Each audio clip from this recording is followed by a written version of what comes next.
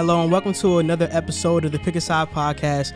My name is Moran and I'm here with John Carlos Barra, and we are your hosts for today's episode of Pick a Side, which is our 28th episode now.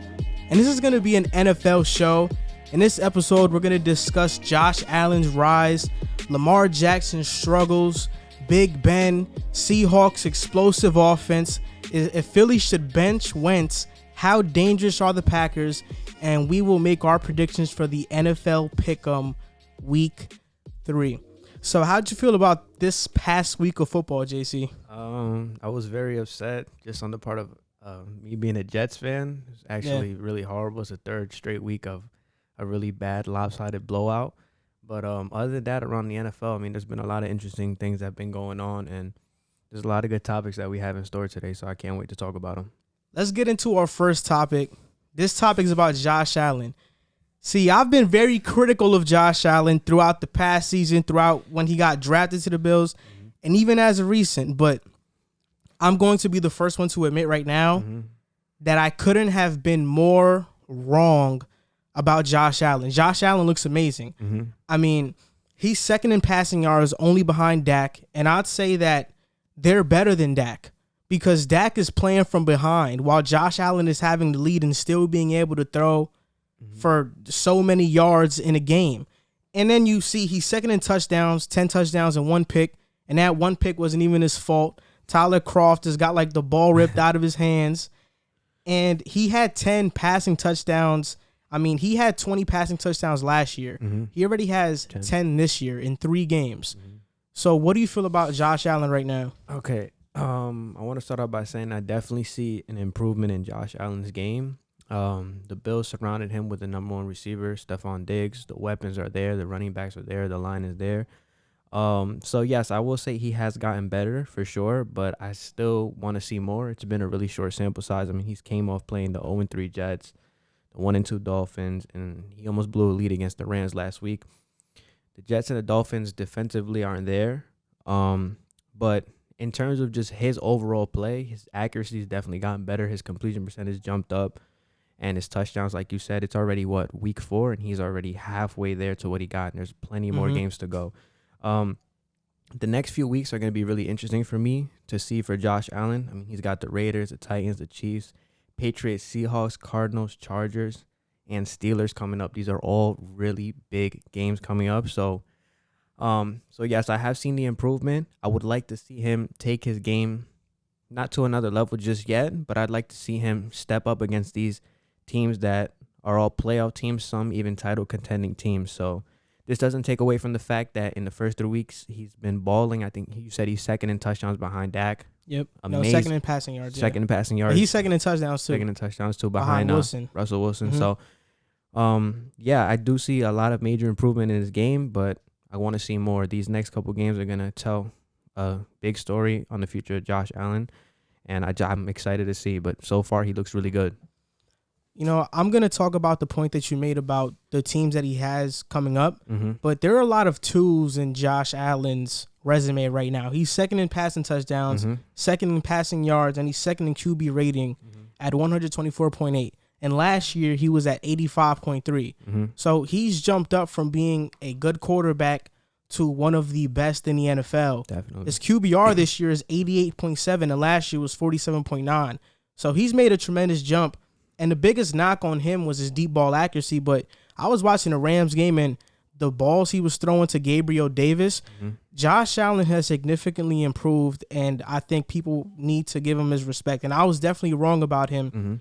But to your point about the teams that they have coming up, see, like, okay, the next 4 games are the Raiders, the Titans, the Chiefs, and the Jets. All of these teams, these are their ranks in passing yards allowed. The Raiders 27th, the Titans 29th, the Chiefs 11th, and the Jets 17th. And the Seahawks are giving up like the most passing yards through the first 3 games in NFL history. So I don't see Josh Allen slowing down anytime soon. Like, I think Josh Allen is going to be in the MVP conversation all year. Yeah. But I mean, like you said, he's definitely improved. Another thing that we're so used to that we don't even touch on is the fact that he's still one of the best scrambling quarterbacks in the league. Mm-hmm. So now he can beat you with his arm, and he's always been able to beat you with his legs. He's tall. He breaks a lot of tackles. I mean, the kid looks like he just became better overnight. And in this season, I mean, first 3 games, he's proven it. I mean, the deep ball accuracy, like you said, improved.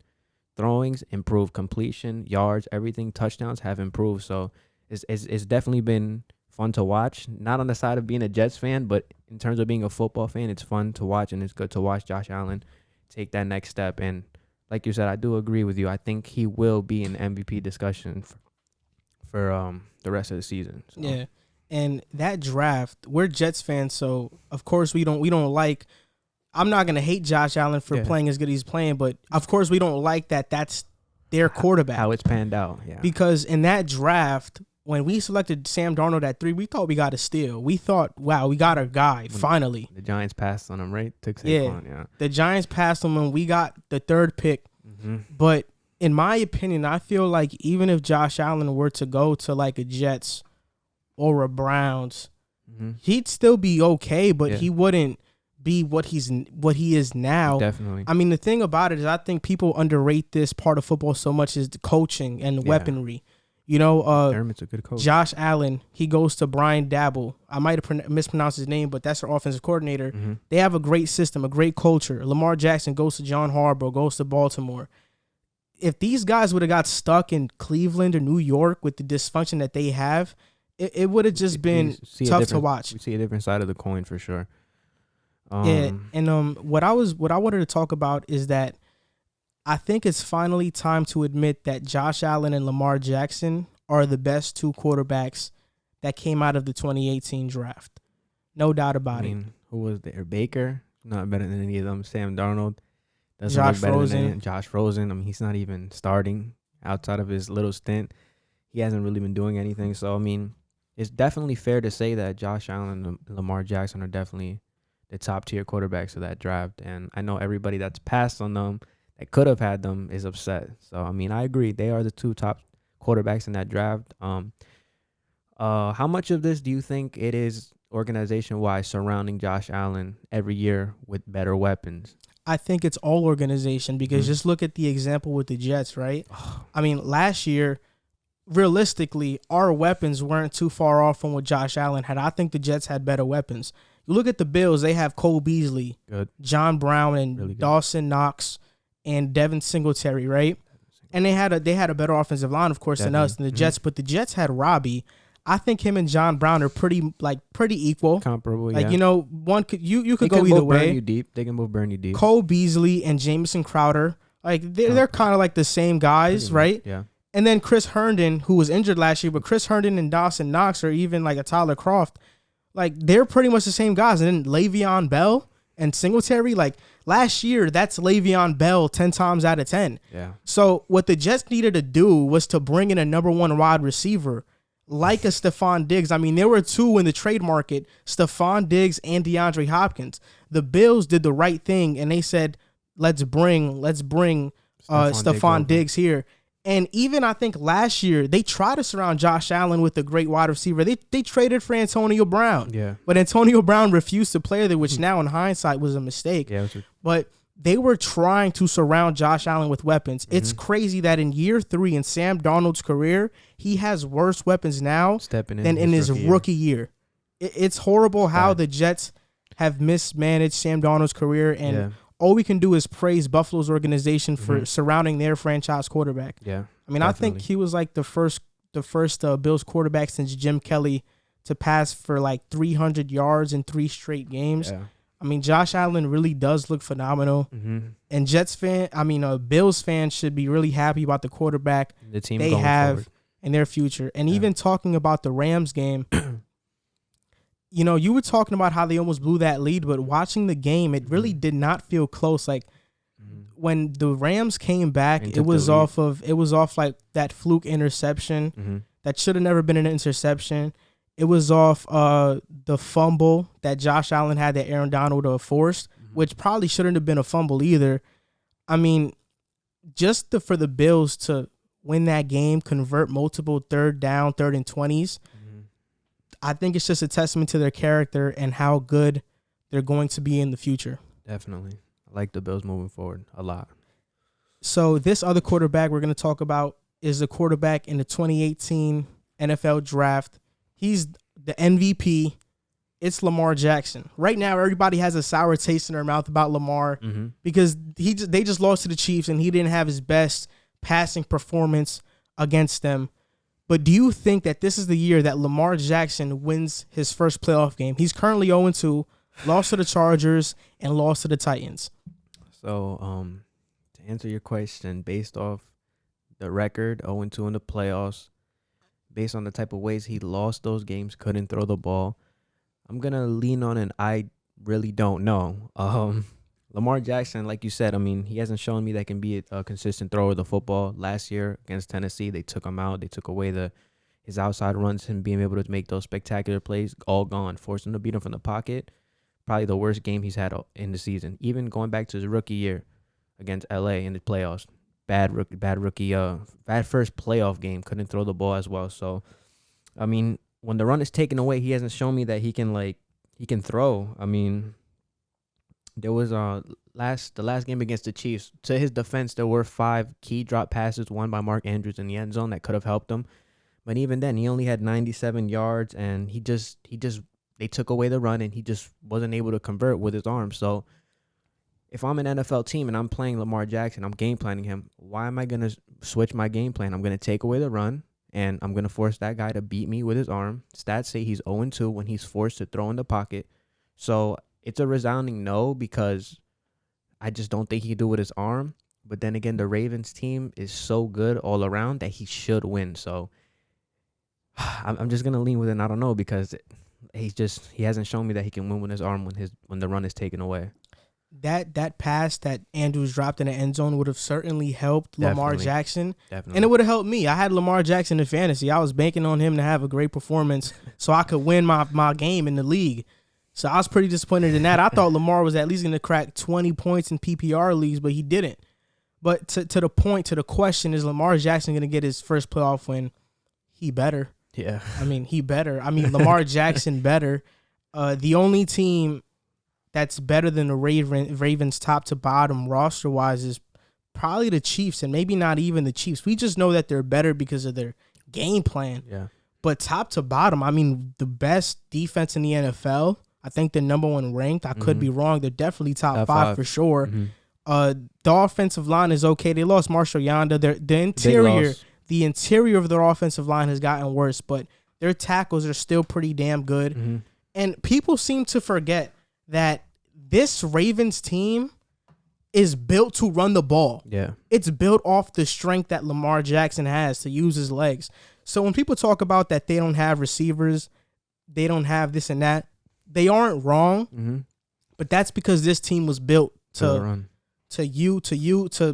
this team was built to surround Lamar Jackson and help him, support him with his biggest strength. Yeah. And even besides that, I mean, you have Devin Duvernay who runs like a 4.4, Marquise Brown who runs like a 4.3. Receivers. Yeah, like everybody's fast, so you can't really have like 2 safeties over the top. You have to have 2 safeties over the top at all times, and you can't really stack the box against the Ravens. Yep.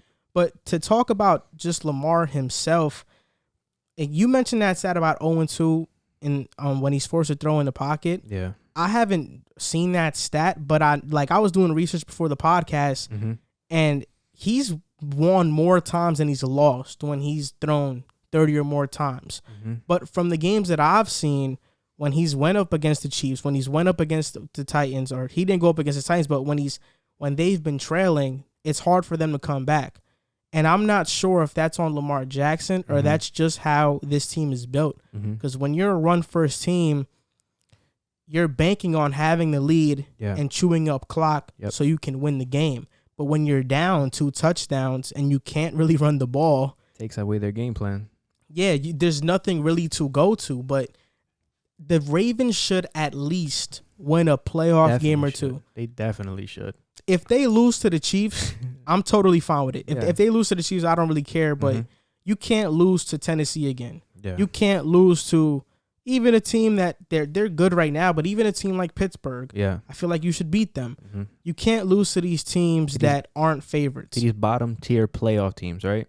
Yeah. To say the least. I mean, yeah. I mean, I actually took a look at Lamar Jackson's playoff stats for his first 2 games. I know it's not a huge sample size, but 3 touchdowns to 3 interceptions, 51.1 completion percentage, 559 yards, and the most glaring stat 0-2. He hasn't won. So, I definitely agree with you. He definitely should win the game. He has a very talented roster, good coaching staff. I still believe they're gonna win that division. I believe they're gonna secure a higher seed. Higher seed means you get to play one of the lower seeds. You get to rest. If the same thing happens again this year that happened last year against Tennessee, then there's going to be major concerns and problems moving forward with Lamar Jackson. So, for sure, like you said, they definitely need to win. They should at least win a playoff game. This next quarterback when they're talking about is in Lamar Jackson's division, the AFC North. This quarterback is Big Ben Roethlisberger. The question is, does Big Ben still have another Super Bowl in him? I'm pretty sure he has 2 Super Bowl wins right now. He has 2 rings. 06 against the Seahawks. 06 and 09. And then against the Cardinals. Cardinals, yeah. And if he would win the Super Bowl, he would pass Eli Manning and be number 1 in that draft because Rivers has none. So I don't know if you want to go first or I could go first. You can take the charge first on this topic. So I think that yes, he does have another Super Bowl in him. I mean, just to go over the stats, he's completing 67% of his passes. That's tied for 3rd best in his entire career. And his QB rating is 105, which is the best of his entire career. Right now, Big Ben, even coming off of elbow surgery, is playing the best football that he's ever played in his life. Like, while Phillip Rivers is digressing or regressing, Eli Manning is retired, Big Ben still looks like he can go for a couple more years. Yeah. And Big Ben arguably got hit more than all of these guys in their careers. So just to look at the stats, because that's what I like to look at when talking about these questions, because these are hypotheticals. The Steelers in 2006, when they won a Super Bowl in 2009, right? Let's just look at those stats. 2005 season, the year they won, 2005 going to 2006, they had the 9th-ranked offense and the 3rd-ranked defense. The 2008 season, the year they won as well, they had the 20th-ranked offense and 1st-ranked defense. Yeah. And then this year, they have the 15th-ranked offense and the 5th-ranked defense. So their offense is better than the year that they won in 2008, and their defense is worse, but it's not terribly worse. Like, it's right around the same ballpark. So these rankings are right around the same ballpark, and you can argue that this Steelers team is extremely young. They haven't even meshed. Ben Roethlisberger is only his 3rd game back off of elbow surgery, meshing with these new guys like Claypool, like a James Washington. I think the Steelers, they just look like they're going to get better from here. And I wouldn't rule it out because I think to win it all, it has to be a team effort. And I think the Steelers have a chance. Even though I would pick the Ravens to beat the Steelers, I would say the Steelers have a better chance at winning Super Bowl because I trust their coaching more than I trust the Ravens coaching. And I trust the Steelers, their game. I think they're just more of a balanced team. They can run, they can pass, and they're great defensively. What do you think? Well, if you were to ask me this question 2 years ago and you told me that Big Ben was going to come into the season off an elbow injury that he missed the entire year, Antonio Brown, Le'Veon Bell wouldn't have been present on the roster, I probably would have looked at you and probably just laughed and said, like, there's no way that this team can do it. With that being said, I mean, like you said, Big Ben is playing some of the best football of his career so far through 3 games, 777 yards, 7 touchdowns, 1 pick, completion percentage there. Good young receiving core, like you said. Juju Smith looks good. James Washington's good. The defense, like you said, what was the ranking? The ranking is 5th. 5th so far. I know it's only the 3rd week, but it's a promising young defense. Mike Tomlin's a very good coach. Do I think they can win the Super Bowl? I think there's only maybe I would say the only team so far that can stop them is probably just the Kansas City Chiefs, just because of how potent they are on offense. But like you said, I mean, I like how the Steelers built this team up. Good young receiving core. Big Ben is playing phenomenal, like you said. I mean, you pointed out that point that Eli Manning's not even in the league. Phillip Rivers is regressing as a player, and Big Ben is taking a step forward, probably the best football that he's ever played. So, I mean, can they win? Like I said, I think the only team that can stop them is the Chiefs, maybe the Ravens. There's a few teams, injuries factor into the equation. The equation, obviously. But so far, I mean, I've been very impressed from what I've seen with the Steelers. So I definitely think that they have a shot just having the 5th ranked defense and then Big Ben balling out. And crazy how the stats you pointed out, the year they won in 2005, they had the number 1 ranked defense, right? Yeah, they did. And then probably you would say a middle of the pack offense. Yeah. And then 2008. In 2005, they had the 3rd ranked defense. 3rd ranked defense. So yeah. I definitely see a pattern there, and Big Ben's play is really, really phenomenal right now. So I'm going to say they have a shot, but like I said, I have to see more. It's only the 3rd week of the season, but Big Ben and the Steelers, they've looked really good, 3-0. I would have never thought that losing Le'Veon Bell, Antonio Brown, that they'd be in this position, and Big Ben coming off an elbow injury in which he missed 15 games last year, 16 the whole season. Yeah, there was an injury-ending surgery. This is ridiculous. So, yeah, they definitely do have a shot. A season-ending surgery. I said injury-ending. Yeah. But, what you said about Le'Veon Bell and Antonio Brown is correct because, one, Antonio Brown is gone insane. Yeah. And Le'Veon Bell is nothing with the Jets. Yeah. Frank Gore looks better than Le'Veon Bell on the Jets. That's ridiculous. And I think that's just a testament to what the Steelers can do with talent and how they can maximize their players. Because when Le'Veon Bell left, James Conner had similar production to him. And then you got a guy like Snell and even Jalen Samuels. I know last year I had Jalen Samuels starting in a lot of my leagues because I knew he was going to give me consistent production. The Steelers have a way of doing great things. And last year, I think their defense was a top 3 or top 5 defense. And they were playing with Mason Rudolph and Duck Hodges, and they went 9-7. Yeah. Right now, they're 3-0. So I think people are sleeping on the Steelers. If they went 9-7 with Duck Hodges and Mason Rudolph last year, I can only imagine that this year they can finish at least 11-5 or 12-4. That division, right now they're first in the NFC North because the Ravens lost. If they can finish first and maybe get a bye week, the Steelers are going to be a really tough team to beat in the playoffs. Yeah, I agree. This is a team we're about to talk about that has a horrible defense. Oh, my God. And this team is the Seattle Seahawks. The Seattle Seahawks offense has been historic, has been tough, has been phenomenal to watch. Incredible. Russell Wilson is playing like the best quarterback in the NFL. Some have him as the best quarterback in the NFL. But the one knock on them is their defense. Their defense has looked pretty bad these last couple of weeks. So do you think that the Seahawks offense is going to be able to make up for their bad defense in the playoffs? I'm going to say this is tough because, like I said, their offense is, like you said, it's on a historic pace. Russell Wilson's throwing 14 touchdowns, 1 pick, 925 yards, looking like the best quarterback in the National Football League. But I'm going to say no. And the reason I'm going to say no is because just the secondary looks horrible. And you have Jamal Adams, who just got injured last week. I don't know the severity of his injury, but that's an important piece. He's the best player in that secondary. So, teams are putting up video game numbers on the Seattle Seahawks' defense. I know I saw a stat. The first 3 weeks, teams are almost nearly averaging 500 yards of total offense on the Seattle Seahawks. Seattle's secondary doesn't look good. Shaq Griffin, I know he had 11 tackles last game, but he got beat over the top a lot. And if that's going to be your number one corner going into the season, getting beat over the top, I can't see you winning anything. You're giving up the big plays. And credit to Russell Wilson and the offense. I mean, DK Metcalf stepped up. He looks like a better player this year. Tyler Lockett, he's a very solid, good receiver. You know what you're going to get from him. Chris Carson comes back next week. The offense is not the problem. The problem, like we've already pointed out, is the defense.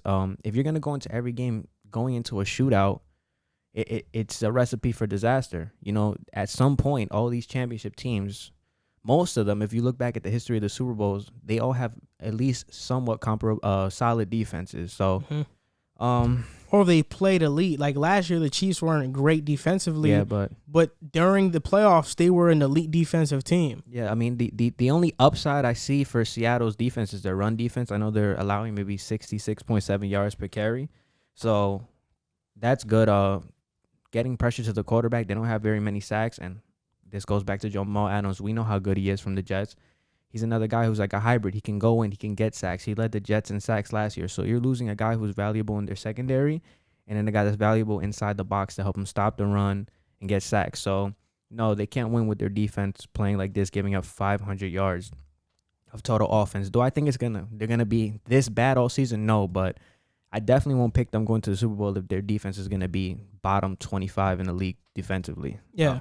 So the stats are they're second ranked in offense, and I'd like to know who's first because I think the Packers are first. Yeah. The Seahawks are second, and they're 22nd ranked on defense. So just to look at their offensive stats, Wilson is the first quarterback to throw for 4 touchdowns in his first 3 games in NFL history, passing Patrick Mahomes. So that's already phenomenal there. But the bad is the Seahawks have allowed the most pass yards through the first 3 games of the NFL history with 1,292. That's more than the league leader in passing yards in Dak Prescott. Yeah. So they have allowed more passing yards in the first 3 games than Dak Prescott has thrown. And you talked about the secondary, but I don't feel like their secondary is bad. They're also very injury riddled in the secondary as well. But go on. I don't feel like the Seahawks secondary is bad. Quinton Dunbar was one of the top-rated cornerbacks last year, according to PFF. You know Jamal Adams is one of the best safeties, if not the best safety in the NFL. Griffin's pretty good. Trey Flowers is pretty good. Quadre Diggs is pretty good. I think their problem is the pass rush. You were talking about Adams stopping the run and having like 3.5 sacks so far. Jamal Adams right now is the Seattle Seahawks' best pass rusher. If a defensive back, if a safety is your best pass rusher, something is going on. Something terribly wrong is going on. When you look at their pass rush, you got guys like L.J. Collier. I might mispronounce these names because I don't know these guys at all. So Jaron Reed, I know who he is. Benson Mayowa and Poona Ford. These are their starters. These are their front 4. I don't even know who these guys are. No disrespect to them, but they are just not names. They aren't a Jadeveon Clowney, which the Seahawks let go. At all. If the Seahawks had a Jadeveon Clowney on this team right now, this team would be unstoppable. Yeah. Because you look at the Seahawks, their secondary, they have names that you recognize at least. And their linebackers, KJ Wright, has been a solid pro. He's been a solid player for the Seahawks. And Bobby Wagner, the best middle linebacker in the NFL. Yep. So it's not their linebackers, it's not their secondary, it's their front 4. If you can't generate a pass rush, the quarterback has all day to throw. And no matter how good your cornerbacks are, if these receivers have 10 seconds to get open, they're going to get open. Like, these are NFL receivers at the end of the day. I think even talking about the Jets, I think Braxton Berrios would get open with 10 seconds. I think our worst receivers would get, like Lawrence Cager would get open with 10 seconds. Braxton Berrios. So I think they can win a game or 2 in the playoffs, but I don't think there's no way. I highly doubt that they win a Super Bowl if they keep allowing this type of production on defense, if they keep allowing these offenses to just score all over them. And the 2 words or the 3 words in Seattle that are popular right now in the NFL is let Russ cook. Yeah. And the Seahawks have changed their offense to a more pass-heavy offense, which I think was great because in this analytic-driven stat called like adjusted points added, it's something like that. The Seahawks were like second behind the Chiefs. And that means that basically if they were to pass the ball, then they would have like the same offensive production as the Chiefs. And you're seeing it now. But I think they have to let Russ cook. You can't run the ball anymore because if you get down a couple of possessions, you can't count on your defense to stop anybody. I mean, we even seen in the Patriots game, it came down to the final play. And that the Patriots could have easily scored on that play and the Seahawks could have been 2-1. I thought that was a bad play call by the Pats. I thought it was too. I think they should have went at least for a fake and try to trick the Seahawks because it happened earlier in that game. Yep. So I don't know if they can win a Super Bowl if their defense is playing like this. But like you said, I don't think that their defense plays like this. I think Pete Carroll, he is a defensive coach. So I think that even the guys that I mentioned in the front 4, I think they get better at least somewhat. Yeah. You know, the Seahawks fans are hoping they get better. Or maybe there's somebody available for trade or in free agency that gets released that maybe they can pick up. But they at least need somebody that can rush the passer and not have to rely on blitzes or Jamal Adams just running wild to get a sack. Yeah. It's going to be interesting to see them without Jamal Adams, given for how many games he misses. I mean, he's obviously, we know, we're Jets fans. We've seen him. He's such an integral part to their defense. So it's going to be really interesting to see. Hopefully they don't keep getting lit up like this. Like I say, these are video game numbers being thrown. I mean, I can't even get 500 yards of total offense on Madden. So the fact that this is being done like on a real life football team is alarming. So we'll see. We'll see where they go from here. You know, to the Seahawks fans watching this, we're Jets fans, and Jamal Adams being injured is kind of a first. Yeah. Because on the Jets, he was the most reliable player. Never got hurt. And I think Seahawks fans should be, even when he's hurt, Seahawks fans should feel lucky. Yeah. Because what the Seahawks have is what the Jets are missing. Yeah. Even when Adams was hurt, he's cheering his team on the sideline. He's a leader. He's energetic. The Jets don't have that now. At all. The Jets have nobody. Mm-hmm. So that was such a huge loss to the Jets and such a big gain for the Seahawks. Yeah. And I think the sky's the limit if they can get their act together on defense. Definitely. The sky's the limit for the Seahawks. Definitely. So the fifth topic of this episode is a topic about the Eagles and Carson Wentz. Carson Wentz hasn't played so well. He's actually played probably as bad as any quarterback in the NFL through the first 3 weeks. Do you think the Philadelphia Eagles should bench Carson Wentz for Jalen Hurts? They have every right to bench Carson Wentz. Now, if I just read out the stats with no context given, he's at 3 touchdowns, 6 interceptions with one of the lowest completion percentages of his entire career. The lowest. You're right, the lowest. But if I add context and you look what he's dealing with, I mean, his offensive line play has been horrid. He's been the 3rd most sacked quarterback in the league. 12 sacks. That I'm pretty sure those stats are right, but you know what's crazy is that I don't know where I was reading this, but Carson Wentz might be running into sacks because I read somewhere that this like his best they're protecting him really well this year. Like it's honestly one of his like best protected years of his career. But I could be wrong. I mean, because if he's getting sacked that much, I doubt that it's just him. I mean, if you're even 70-75% right, then that's extremely alarming. But I mean, the only reason I would say no is because why would you want to put a rookie in this situation? I mean, they have a bunch of receivers out, not a bunch of options to work with for the young receiver. Carson Wentz, who's proven to be a good receiver, good quarterback. You've seen what he can do in his career. If he's struggling, I can only imagine what a rookie would do under that type of pressure. Same thing that plagues the Jets. Every year we draft a quarterback, or the years we have drafted them, you've seen it with, Geno Smith wasn't really that good, but you've seen it with Sam Darnold, Geno Smith, all these guys. You surround them with nothing. You surround them with no weapons and distraught offense. It's a recipe for disaster. So they do have every right to bench him. I think it's a little early. I think he's proven that he's a good quarterback, and I hope that I can see some sort of improvement. But then when I look at this stat's even more alarming. As a starter, as a full-time starter, Carson Wentz's record is 14 wins, 15 losses, and 1 tie.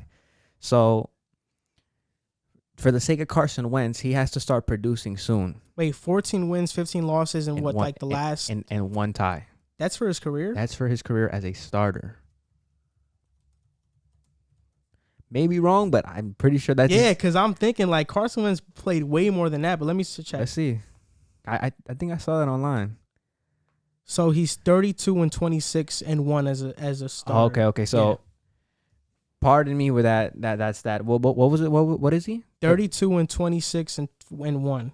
I mean, that doesn't really scream elite. I think that either. Stat might have been against like 500 teams or something. Could have been. Even then, if that's against 500 teams, that's alarming. You're supposed to be good teams if you want a chance to compete. So, I would, if I was the Eagles, I would hold off on benching Carson Wentz and throwing the rookie in there because, like I said, Carson Wentz is you can say he's a vet now. How long has he been in the league? This actually, I think his 1, 2, 3. This is 5th year in the league right now. Yeah, this is a vet that's struggling. So I can only imagine if you put a rookie in this type of situation, how bad he's going to struggle. So I would play it out for a couple weeks. If Carson Wentz doesn't seem to improve, then I would pull the plug. Definitely. Part of the reason I think that Carson Wentz is struggling is his mechanics look off. I've heard that. I read that too. When he's passing to, like, he's not reading the defense correctly. I know the one interception against the Rams, he didn't see the safety. He should have never threw that post to Arcega-Whiteside. Mm-hmm. And sometimes he just misses the easiest passes. I mean, like check downs or screens. It'll be like 10 yards in the air, like up. Like, it'd be a super high pass. Like, I don't know what's been wrong with Wentz, but the stats show that something has been wrong with Wentz. I mean, the most glaring of them all is that he's 0-2-1. The Eagles are winless right now. Wentz has 3 touchdowns and 6 interceptions, 2 rushing touchdowns and 3 fumbles. Yeah. So he has 5 total touchdowns on the season and 9 turnovers, right? And right now he's sitting at his worst completion percentage of his entire NFL career.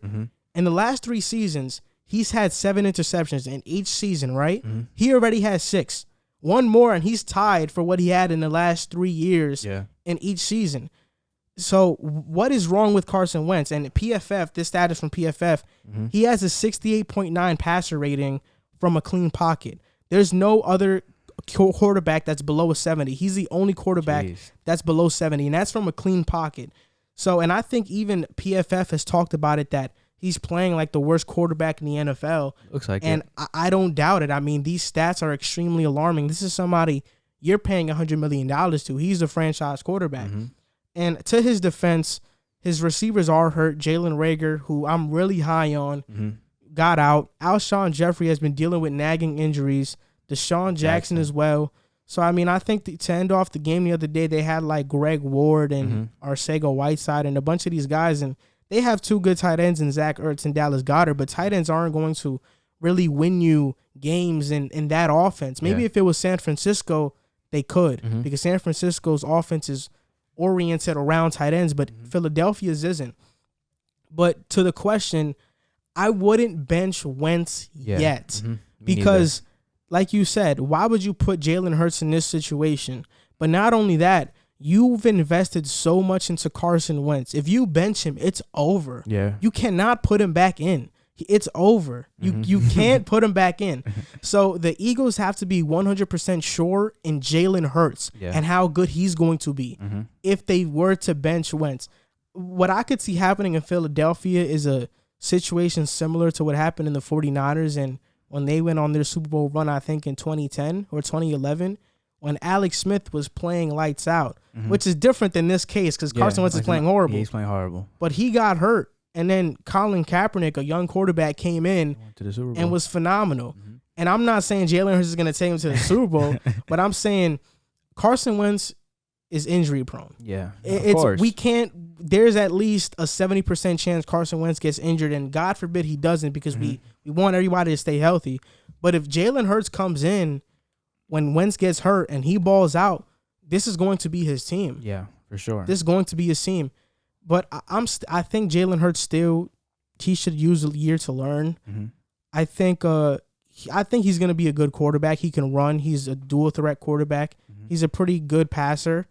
But I think it would just benefit Hurts if he were to sit a year and not have this pressure. Yeah. Because, I love Jalen Hurts' character, but I also feel like putting him in that situation will put a lot of pressure on him. When the Eagles selected Hurts in the draft, I was kind of surprised because I always thought Carson Wentz was a good quarterback. He had an MVP caliber season, but how much he's regressed is really alarming. And I didn't really agree with the draft pick last year when they selected Hurts in the draft. But now as I see the weeks, as the weeks go by, as I see Wentz play more, I think it was the right choice. It was. Like you said, Carson Wentz, I've even been saying this. Even River, our podcast mate, who's a diehard Eagles fan, he's been saying this. Carson Wentz is injury prone. Carson Wentz, you can always count on him to get hurt. So if it's not the play that's going to take him out, an injury is definitely going to take him out. So I applaud the Eagles for making that type of decision and drafting that quarterback. And like I said, there needs to be major improvement from Carson Wentz. Like you said, his receivers aren't there. Probably the worst receiving core in the league. But even last year, he was able to get it done. And this year, he just looks like a completely just different player that he's just regressed in every aspect of football. So, like I said, I would hold off on putting Hurts in the game. But, if we keep seeing these struggles with Carson Wentz, like I said, you have to pull the plug. But what's something I really love about Hurts is that he reminds me of Dak Prescott, somebody they often compare Carson Wentz to. Love Dak. I don't think he has Prescott's arm, but just his leadership qualities. I seen Jalen Hurts in Alabama. I seen him in Oklahoma. Jalen Hurts is a leader. He's a guy that's going to rally everybody on the team around him. And that's one of the biggest knocks on Carson Wentz is that you allow Nick Foles to kind of split the locker room, and they're kind of, hesitant whether they want Carson Wentz to really be the leader. Yeah. People really don't rally around Carson Wentz. Jalen Hurts, I think, is that guy. Mm-hmm. But let's say the Eagles were to move on and have Jalen Hurts there. I mean, what would happen with Carson Wentz? See, that'd be really tough because if he's playing this bad and an organization gave up on somebody who was once a franchise quarterback, and they're paying a lot of money. They're paying him a lot of money. He has a really bad contract for the level of play that he's been playing right now. I don't know what happens with Carson Wentz. I mean, can you throw any teams that would be interested in taking on that contract and maybe can use a quarterback, an injury-prone quarterback at that? It doesn't sound like I know on First Take, Max question. Kellerman said the Colts, and it makes sense because Frank Reich, his former offensive coordinator, is there. Mm-hmm. So it makes sense. But for the quarterback's sake and for Carson Wentz's sake, I hope it doesn't happen because I think, not to just talk about Dak out of nowhere, but if Carson Wentz, if he gets benched or if whatever, he gets traded, whatever happens, Dallas is not going to want to pay Dak. People are not going to want to pay quarterbacks in general unless you're a Lamar, a Mahomes, a Wilson. And, I'm missing other names, of course, but they wouldn't want to pay you. And that's why I think we should hope as fans that these quarterbacks succeed, because if they don't, a lot of teams are going to really be hesitant on paying quarterbacks down the line. So the team that we're going to talk about now is he's an elite quarterback. He plays for the Green Bay Packers. It's Aaron Rodgers. Aaron Rodgers is probably playing like a top 3 quarterback right now. Yep. He's definitely not in anybody's conversation in terms of MVP, but he should be. Mm-hmm. I mean, Wilson is there. Josh Allen is there. And I think Aaron Rodgers is right up there with them, with Mahomes. Even higher than guys like, the media was putting Kyler Murray above Aaron Rodgers and Lamar. This year, no, it's Aaron Rodgers. Yeah. Aaron Rodgers is playing phenomenal. Green Bay has the number 1 ranked offense in the NFL. They score the most points. Mm-hmm. Do you think the Green Bay Packers are a dangerous team? I definitely do think that the Green Bay Packers are a dangerous team. Like you said, Aaron Rodgers is playing like a top 3 quarterback right now. Their rushing attack is really good. Aaron Jones is a really good back. And, the common denominator with teams winning is an elite quarterback. Yep. Aaron Rodgers, in my opinion, he's a top 3, and just numbers aside, Aaron Rodgers is definitely a top 5 quarterback in this game. The only problem that I have with the Packers is they just have a middle-of-the-pack defense. I think I saw their ranking. Their 22nd. Defensive ranking was 22nd, but, more games go on. Hopefully they can fix that, but the Green Bay Packers are definitely a dangerous team. Anytime the Green Bay Packers walk into your arena, they're the number 1 ranked offense in the entire league. You got Aaron Rodgers playing like an MVP, who is kind of crazy to say, but he's kind of improved this year. Last year, we were looking at him. Even I was looking at him more as a game manager last year, an elite game manager at that. But he's been if you look at his first, I think 3 games, he's thrown for over 400 yards one game, 300 yards the other, and over 250. I don't think he has any interceptions. He doesn't. So, definitely, if the Packers are walking into your arena and they're the number 1 scoring offense with that rushing attack with Aaron Jones, Devontae Adams is a elite receiver, you definitely have to worry. So, the only problem with Green Bay is they have to get their middle-of-the-pack defense going. They're the 22nd ranked defense, but offensively, yes, they're a dangerous team. If you can put up points, you can be in any game in the NFL. And when you have a quarterback like Aaron Rodgers in that rushing attack, you're in any game. I think that we as fans have taken Aaron Rodgers for granted. Look, there's only been 2 seasons in his career where he's thrown more than 10 interceptions. I know. Right? And in the last 4 seasons, in 2017, he threw 6 interceptions. In 2018, 2 interceptions. Mm-hmm. For you to throw 2 interceptions in 16 games is phenomenal. And then last year, he threw 4 interceptions. That was an off year. Yeah. And he had 26 touchdowns. Mm-hmm. That's an off year. We hope that Aaron Rodgers has thrown 4 interceptions last year as Jet fans, we hope that Darnold doesn't throw 3 in a game. Yeah. He had 3 last game. We'd be satisfied with a 26 touchdowns, 4 interceptions stat line from Sam Darnold for the entire year. We'd be satisfied with the 26 and 15 we from would. Sam We Darnold. would. It's just. But right now, he has no interceptions. He has 9 touchdowns, and the Packers are 3-0. And what I feel like about the Packers is that you mentioned like last year he was a game manager. Seemed like it. It did seem like it, but it's not because he was one. It was mostly because the Packers offense and Matt LaFleur's offense, they're kind of trying to do the same thing that San Francisco does, where they're trying to give you these run formations that look like runs all the way, and then they play action. Right now, their offense is revolving more around play action, and I think that's a great combination because it shows. I think Aaron Rodgers has the most deep passes completed in the NFL this year. And a player that's ascending right now is Allen Lazard. Yes. Allen Lazard is playing like a phenomenal wide receiver. He has turned into Aaron Rodgers' second option and first option when Devontae Adams is gone. And I did not expect this from Green Bay because I saw that they lost Jimmy Graham. I saw that their best tight end is Mercedes Lewis. But they got some good guys like Josiah DeGuara, I think, is a young guy. He's a young tight end who's really good. Aaron Jones is the top 4 back in the NFL, safe to say. Yep. And even Marquez Valdez-Scantling, I mean, he runs a 4.4. His problem is that he doesn't catch balls consistently.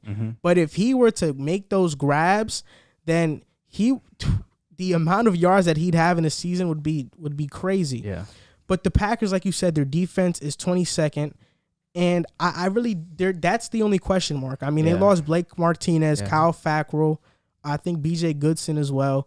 So I think it's their running defense, not so much their passing defense. So I think, the Packers need to improve in that area. But in terms of offense, they're fine. I mean, they're the best team in the league on phenomenal. offense. But also, I want to play devil's advocate now.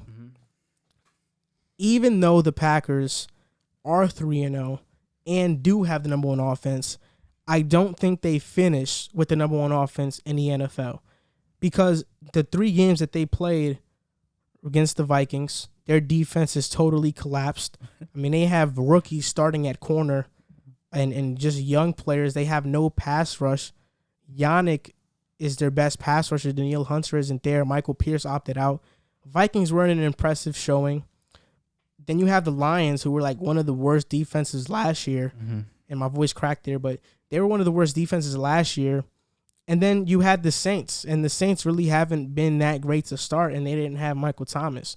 So I think the numbers are kind of skewed a little bit. Do I think they finished top 10 in offense? Definitely, I do. Yeah. Maybe Top even 5? top 5, yeah. But number 1, I don't see number 1 the entire season. Yeah, it's gonna be hard to sustain that. It's kind of like similar to how I feel about the Bills, given their first 3 opponents. I definitely agree with you. The first 3 opponents that you named don't really stand out defensively at all, and the Saints were missing their best player, and Green Bay was able to take advantage of that. I definitely think that they will finish as a top 5 offense, but to answer the question, are they a dangerous team? Yes, they're a dangerous team, and when you go into the playoffs, which obviously I think they will make the playoffs, barring any injuries, when you go into the playoffs with a quarterback like Aaron Rodgers, who's been there, and all these surrounding pieces on him on the offensive side of the ball, the only thing to worry about is their defense. If they get that fixed and checked, maybe even top 15 to top 12 in the league, they can definitely contend for a championship. Yeah, I think the other difference this season might be Aaron Rodgers calling his plays as well, because I read this on social media somewhere where Aaron Rodgers, he would pretend that his headset wouldn't work inside his helmet, so he could just call his own plays, and I think that's probably what he's been doing. And look, it's been working for them. Obviously, it's been working, but I think the Packers are so great right now because it's Matt LaFleur's second year, and he's showing that he's one of the better offensive coaches in the NFL. For sure. And he's working off of play action. He's getting deep looks for Aaron Rodgers, and Aaron Rodgers is he's getting the ball out of his hands super fast. I think right now it's like at the lowest in his career.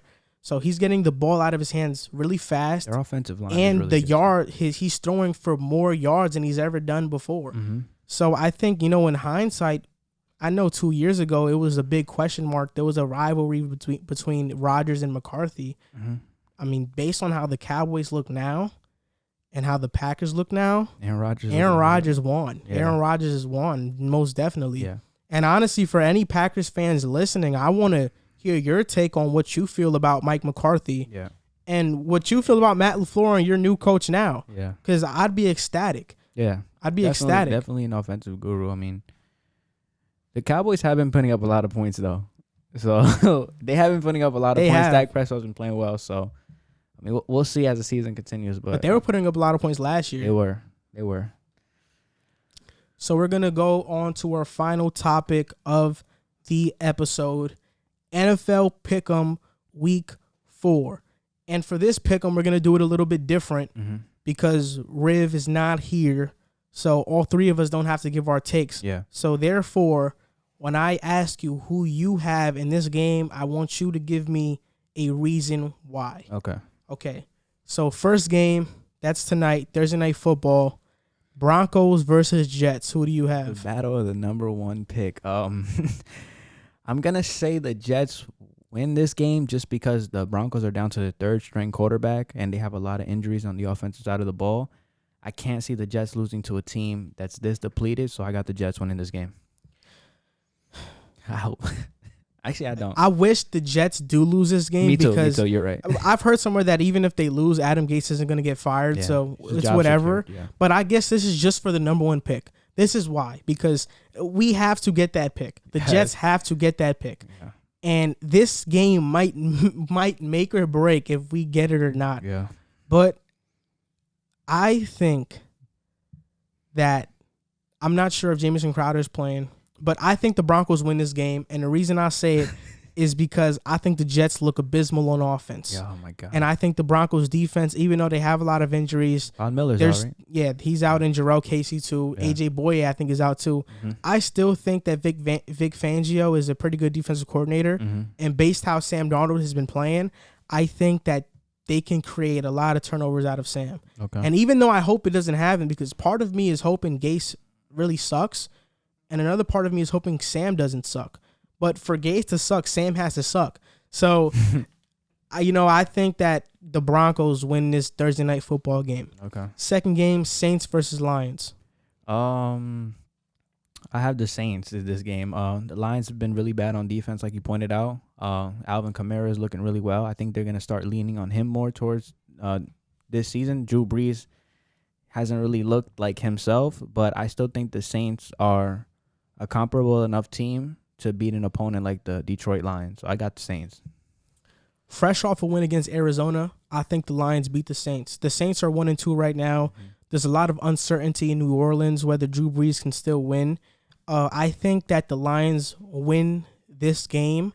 I think Matthew Stafford has a great day, and their defense is going to play good against the Saints, especially without Michael Thomas being there. I think he's not going to play. I think the Lions win that game. Okay. The Chargers versus the Buccaneers. I have the Buccaneers winning this game. I think they're just Tom Brady's looked really good. They're top heavy on offense. They have elite receivers everywhere. Their defense isn't too bad. So I mean, I have the Buccaneers winning just because of the amount of sheer talent that they have on the offensive side of the ball, and I do think that they're going to put up a lot of points on the Chargers. So I got the Buccaneers winning this game. Yeah, I have the Buccaneers as well. I was watching the Chargers and Panthers game. The Panthers don't have a great defense. They have a lot of young guys. I think their best defender is Brian Burns, Dante Jackson, and Shaq Thompson. Dante Jackson's good. And all due respect to those guys, but they aren't superstar players. And Justin Herbert really struggled. He really struggled reading defenses. He really struggled calling plays because he played in the spread offense at Oregon. And I think that the Buccaneers, especially Todd Bowles as a defensive coordinator, I think this may be Justin Herbert's worst game of his his young rookie career so far. And I think this isn't a contest. I think the Buccaneers win. Jaguars versus Bengals. I have the Bengals winning this game. I think Joe Burrow gets the first win of his NFL career. I think he plays well. I think the Bengals are competent on offense. You were right. They're really underrated offensively, and especially on paper, you can see that they have a lot of good pieces. The Jaguars are giving up a lot of points. One of the worst defenses in the entire league. So I definitely think the Bengals take this game. Okay, so DJ Chark appeared in practice today, a limited role. I'm not sure if he's going to play or not, but Jaguars versus Bengals, I have the Bengals winning their first game as well. They tied with the Eagles. Mm-hmm. The Bengals have a sneaky good offense. They do. I mean, T. Higgins was really great last year. Even a player like Auden Tate, who's buried on their bench and on their wide receiver depth chart, Auden Tate would come to the Jets and he would be their number one. He's a really good receiver, but A.J. Green, Tyler Boyd, T. Higgins, even John Ross, Auden Tate, Joe Mixon, and, of course, Joe Burrow. And their defense isn't bad either. Their front four is especially underrated. Mm-hmm. Carl Lawson, Carlos Dunlap, Geno Atkins, and DJ Reader. These guys, and Jesse Bates is great in the secondary. I think the Bengals get their first win. I think the Jaguars started the season really high because nobody expected them to beat the Colts. Yeah. But I think right now they're starting to come down really fast. Vikings versus Texans. Ooh. This is going to be tough. I think I'm going to lean towards the Texans. I know they haven't won any games, but I think Deshaun Watson pulls through and gets a win. The Vikings have been bad on defense. Kirk Cousins has looked abysmal. And as bad as it looks for the Texans, I don't think it's looked nearly as bad as the Vikings. So I got the Texans edging this game out and getting a win. I mean, both teams are 0-3. Vikings have a bad defense, so do the Texans. Vikings have a bad offensive line, so do the Texans. The Vikings have a better running back, right? Yeah. But the Texans have better receivers. I think that this game is about who's the better quarterback, and I think Deshaun Watson is by far a better quarterback than Kirk Cousins. Mm-hmm. So I have the Texans winning their first game. It's also in Houston, so the Vikings are playing on the road. So I have the Texans winning that game for that reason. I think Deshaun Watson, he does not go 0-4 on the season. He wins his first game. Yep. Seahawks versus Dolphins. I got Seattle winning this game. Seattle's putting up a lot of points. I mean, Ryan Fitzpatrick is an inconsistent quarterback. 1 week he'll play like a star. The next week he'll play abysmal. I don't see Russell Wilson laying an egg against the Dolphins, and I think Seattle wins this game handily just because of how good their offense is, and I think the lack of the Dolphins offensively being able to put up points is what's gonna have them lose this game. I love Miami's culture. I love what they're building, but they're not there yet. Seattle is an elite team. Yeah. They're going to be vying for the number one seed in that whole NFC. The Seahawks are going to win this game, and it's not going to be close. Yep. Browns versus the Cowboys. The Cowboys are 1-2. The Seahawks are 2-1. I mean, the Cowboys are 1-2, and the Browns are 2-1. Yep. Who's home? The Cowboys. I have the Cowboys winning this game. I think Dak Prescott's played really well. Their receivers are really good. They have a really good receiving core. I know the Browns are 2-1, but I don't really trust them. I think that's a fluke record. So I think Dallas is better offensively, and I just think that overall they're the better team, even though the record may not show. So I mean, I have Dallas getting this win. I have Cleveland. Dallas hasn't been very good in Jerry World, and I think their teams are very similar. I mean, both of them have an elite running back. Both have a lot of offensive weapons. Both underachieve. Both have a bad defense. Mm-hmm. And it's really going to come down to the coach or not even the quarterbacks. I think it's going to come down to who has the ball last. Mm-hmm. And for some reason, I feel like the Browns are going to have the ball last, and they're going to upset the Cowboys, and we're going to come into Monday night or Monday morning and talk about what's wrong with the Cowboys once again. Mm-hmm. Cardinals versus Panthers. I have the Cardinals winning this game. I know Kyler Murray had a really bad game last week. I think he bounces back. I think offensively they're gonna just destroy the Panthers on defense. The Panthers have a really bad defense. Christian McCaffrey, their best player on offense, is hurt. I just don't see them winning without Christian McCaffrey carrying the load. I know he's been out for a week or two. He's gonna be out for an extended period of time. But I definitely don't have the Panthers winning this game. Panthers have become one of my favorite teams to watch. You talk about McCaffrey, but I think Mike Davis did an excellent job stepping in there and doing the best he can to fill Christian McCaffrey's role. Tough. But the Panthers have a firepower on offense, but I'm going to pick the Cardinals as well, but for this reason. Not because I feel like they'll dominate the Panthers' defense, but because versus the Chargers, the Panthers had multiple red zone opportunities and kept vying for field goals. I think they Yep. kicked 5 field goals that game. You can't do that. You can't do that against the Cardinals. The Cardinals are going to put up points. You can do that against the Chargers when Justin Herbert is starting. But you can't do that against the Cardinals. If they don't capitalize on the red zone opportunities, they're going to lose this game. Mm-hmm. And I think that's what it's going to come down to. So I have the Cardinals as well. The Colts versus Bears. Ooh. Well, I got the Bears winning this game. I think the Bears pulling the plug on Trubisky, putting in Nick Foles turned out to be really well. Still think the Bears are really good on defense. I think Nick Foles is good enough to get them to win this game. And I think just the presence of Nick Foles coming in last week, coming back, winning that game, I think they have some momentum on their side, and I think they get it done. The Bears are one of the probably worst 3-0 teams, right? But I think the Colts aren't a very good 2-1 team either. Mm-hmm. They beat the Vikings and they beat the Jets, and they lost to the Jaguars. So I have the Bears winning this game. I think Nick Foles gives them a new spark. Mm-hmm. He's wanting to take shots down the field, something Mitchell Trubisky never wanted to do. And he's brought a spark to the team. So I feel like the Bears do win this game, and they do go to 4-0. Mm-hmm. Ravens versus Washington. I got the Ravens. I just think they're the superior football team. I don't think Lamar Jackson comes out, lays another egg. I think he has somewhat of a good game. So yeah, I just, with all due respect to Washington, they're a really young team. I know they're winning that division right now, right? Yeah, I think they're winning they are. that division right now. But I mean, this is a Super Bowl contending team. I just don't see Washington winning this game. Yeah, this is an easy one. It's a Ravens, and I have a hot take for this game. This is the game that Dwayne Haskins has benched, and Kyle Allen or Alex Smith is going to be the starter for Washington for the foreseeable future. Giants versus Rams. I got the Rams. I mean, the Giants are one of the worst teams in football. Yep. Rams look really good offensively. They're starting to remind me of how they looked offensively the year that they went to the Super Bowl. Defensively, they're good as well. So, I mean, I got the Rams. The Giants are one of the worst teams in football. I don't see the Rams laying an egg to the Giants. Yep, you said it. I got the Rams too. Patriots versus Chiefs. This is a really good game. I think the Chiefs win.